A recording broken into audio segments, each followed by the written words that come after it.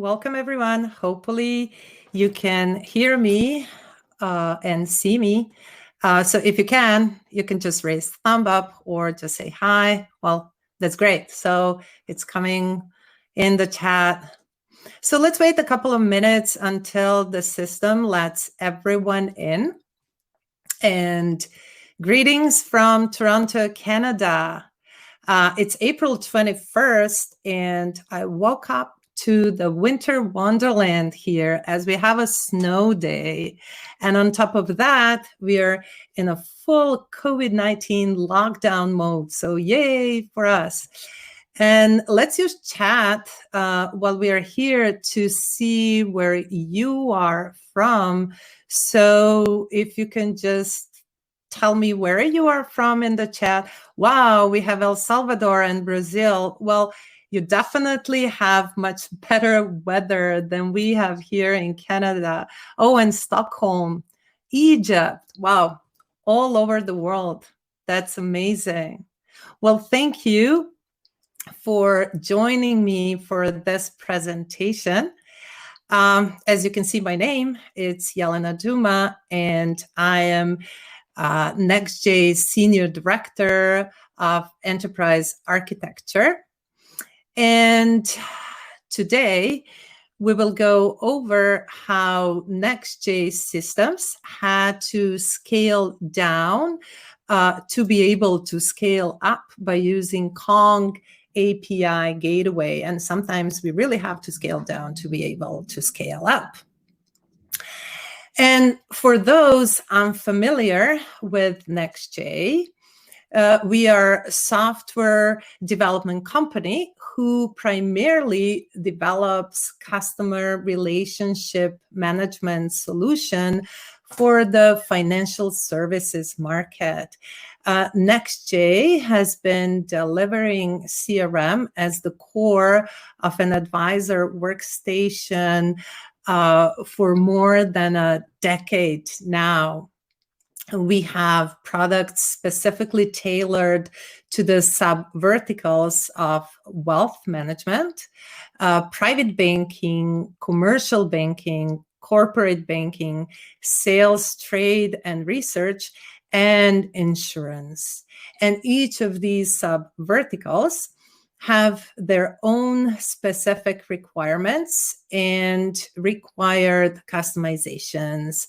We are a Canadian firm with deployments in over 60 countries. And what is important to note about these deployments is the number of users and the number of systems we have integrated at each one.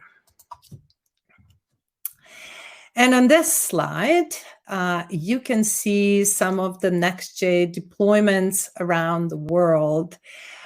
These deployments are on-prem, deployed directly on our client systems. And if you look at our biggest clients, for example, Wells Fargo, Royal Bank of Canada, or UBS, you can see the large number of users and integration systems that our applications needed to integrate with. For example, our CRM at Wells Fargo has over 35,000 users and 19 systems it needed to integrate with. UBS has over 12,000 users and over a dozen integrated systems. And those systems are usually clients' in-house systems, for example, account-centric systems or client portfolio systems or client book of record, etc. And these customized on-prem solutions were built with monolithic architecture, running on classic virtual machines. And what was proven was that our system was stable, could integrate with other on-prem applications, and could handle the large volumes and loads of data. But then there was a challenge: how to scale our system and how to service a higher volume of smaller clients who cannot or don't want to have on-prem installations as they're too expensive. We needed a strategy to increase the addressable market, gain smaller deals, organize and adopt a subscription model, and achieve a higher ratio of license revenue. And since all our solutions were highly customized for specific clients, we now needed a model and solution that would meet the requirements of smaller firms.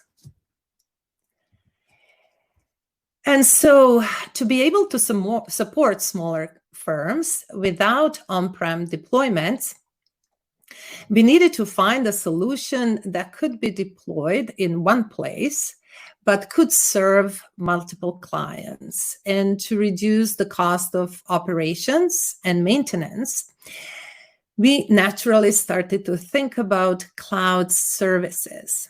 While researching different cloud providers and their services, we were also investigating options on how easily to integrate with other systems and applications. And the most important requirement for advisors in the financial industry is an uninterrupted workflow, which would require an easy transition from one system to another. We had to provide seamless integration points and make it so the advisor wouldn't even realize the system was moving. That's how our minds started to shift to an API-first model, meaning first we define APIs and integrations, and then we start to build the applications. And as an API's core functionality, it's all about connectivity. We needed to connect apps, devices, and data. But the true value of the API for us are third-party integrations and integrations into the advisor ecosystem with seamless transitions between applications. According to Forbes, in 1990, the average enterprise used around 5 to 10 different enterprise applications. And today, the average enterprise uses almost 1,200 cloud applications. APIs and API management platforms are helping to tie all of that together. And as a result, we started to evaluate how our APIs could play a big role in improving processes and collaboration at our own company. So we realized that by adopting an API-first model, it was possible to add new services and technologies to applications without having to re-architect the entire system. And as we all know, competition is fierce when it comes to developing new applications. And it's not only that apps have to be designed well, but also shipped to the market in a timely manner. And so we needed to remodel fast. And we had a technical challenge. Our biggest one was the large monolithic application that needed to be deployed on the cloud and integrated with standard cloud applications by using, for example, OAuth 2 for authentication. So we needed to implement that. We also needed to expose our APIs in a standard and secure way for those third-party integrations.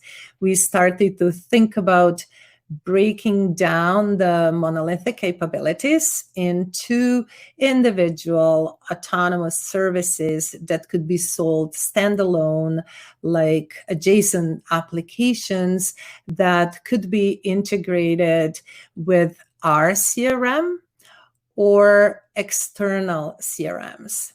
So we chose new technology stack for those adjacent applications that could be built and integrated fast. For our cloud infrastructure, we created API standards, integration, and application standards. We started with DevOps, SRE, site reliability, engineering practices, very modern today, automation and CI/CD, which is continuous integration, continuous deployments, and pipeline infrastructure. And to be able to use our API securely, we needed advanced API management tools. So we started to look and evaluate different API management platforms, and Kong was one of them. And to be able to support NextJ engineering transformation to an API-first approach, we needed to expose our APIs. And what Kong API Gateway provided for us is a unified and consistent interface that gives us a similar API look and feel across our applications. It helps us to design our APIs, but at the same time to come up with NextJ API standards. And yes, we do have API standards. The Kong API Gateway provided a uniform appearance for our APIs, no matter what technology stack we used in the backend. And as we built more application features and with API version changes, the gateway hid away all structural API changes because outward-facing endpoints stayed the same. And thus it provided stability for the client. And as our teams and developers are also our most important NextJ API clients, working with these new APIs provided a great developer experience. Kong API Gateway also gave us a good management tool for our APIs. We use the development portal to see the workspaces, services, and routes. We connected Kong to our EFK, Elasticsearch stack, for application monitoring, and we are looking into integration with Kibana for API tracing. And the most important feature that Kong Gateway gives us is security. NextJ applications are built for the financial industry, so zero trust security is the #1 priority for us. We were mostly going by OWASP security standards. OWASP is Open Web Security Project. So let's look at how Gateway helped with security. We integrated Kong with our identity provider by using the OIDC plugin so that for each request, the JWT token is validated on the gateway level. We implemented validation of the API key for each tenant or client by using KeyAuth plugin. We use two-way SSL, mutual TLS, between our microservices. We hardened CORS by using Kong's CORS plugin.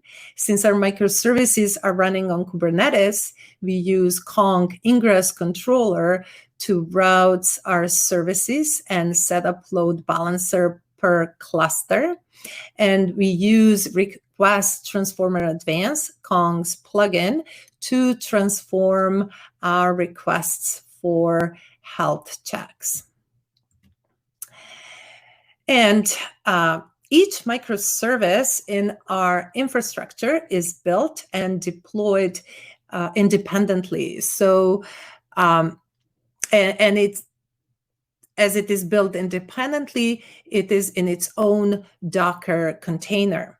And these Docker containers then run in a Kubernetes cluster, which is an orchestrator, an internal network where the containers can communicate and make use of their resources. So we use all important Kubernetes objects, such as pods, as Docker containers, master node that manages other worker nodes, Kubernetes services that allow pods to communicate with each other, deployments that manage set of pods, ingresses that allow pods to communicate with the network outside of the pods, in our case, Kong, config maps and secrets for external configurations. And to set up Kong API Gateway and Kong Ingress Controller, as well as all other resources, we used a declarative approach. We used YAML files to configure pods, services, and ingress resources. We used custom resource definitions, CRDs, and Kubernetes native tooling to configure Kong. That kind of approach is Kubernetes friendly. It has the ability for version and automate control, and it is easier and faster to roll back. We used Kubernetes ingress resources to set up Kong's workspaces, routes, Kong's services, and consumers. So in our case, Kong's workspaces are mapped to our environments. Kong's services are mapped to our microservices. Kong's routes are mapped to the endpoints to access our applications. And Kong's consumers are our applications with tenants that subscribe to them. And with a declarative approach through YAML files, we configured plugins for authentication, authorization, transformations of requests, responses, cores, and etc.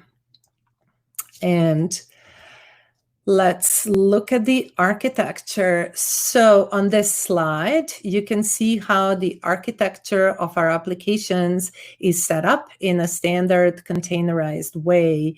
We follow the best practices of both Kubernetes and Kong setup to be able to integrate with the third-party cloud applications in an easy way. And as you can see in our cloud environment, the Kong Ingress Controller and the gateway are set up per Kubernetes cluster. When coming from the outside of our cloud, the request first reach WAF, Web Application Firewall. Then they go through the load balancer, who is configured by Ingress Controller. And from the load balancer, the requests are distributed over the gateway to the applications. In our Kubernetes setup, a Kong proxy service is exposed as a load balancer. And since all access to the APIs is managed through the gateway and ingress resources, our Kubernetes services have cluster IP type, which means you can't access them directly from the outside of the wall. Hence, we have stronger security here.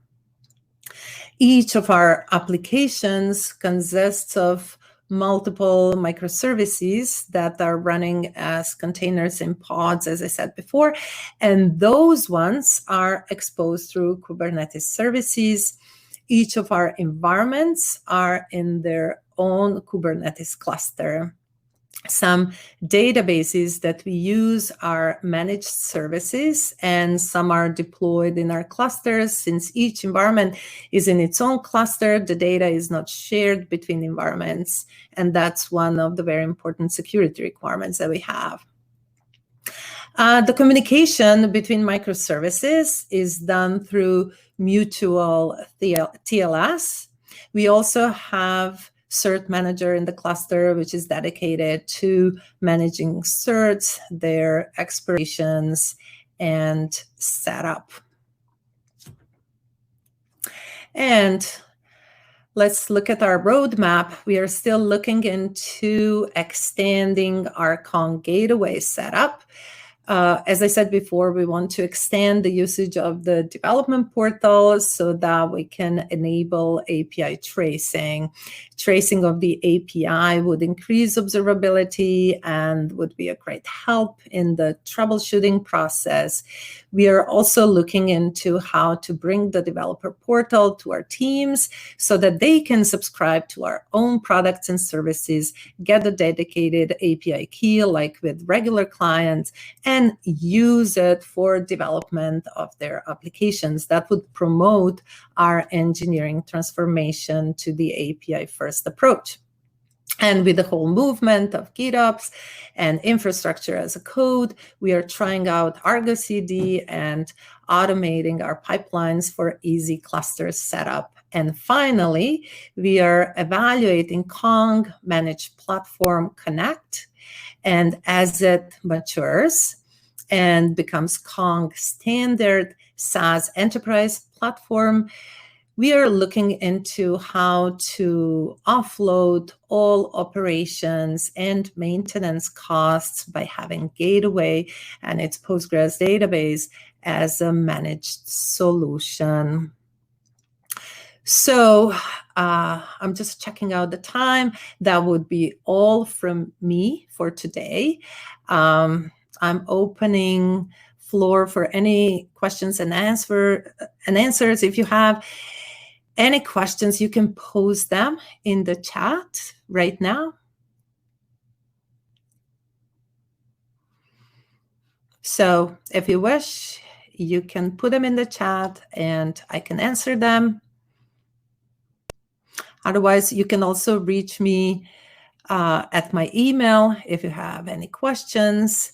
My email is jelenaduma@nextj.com. I already posted it in the chat. You can also post some questions in a public chat if you wish. Yep. If you have any questions, just feel free to ask. Thank you so much.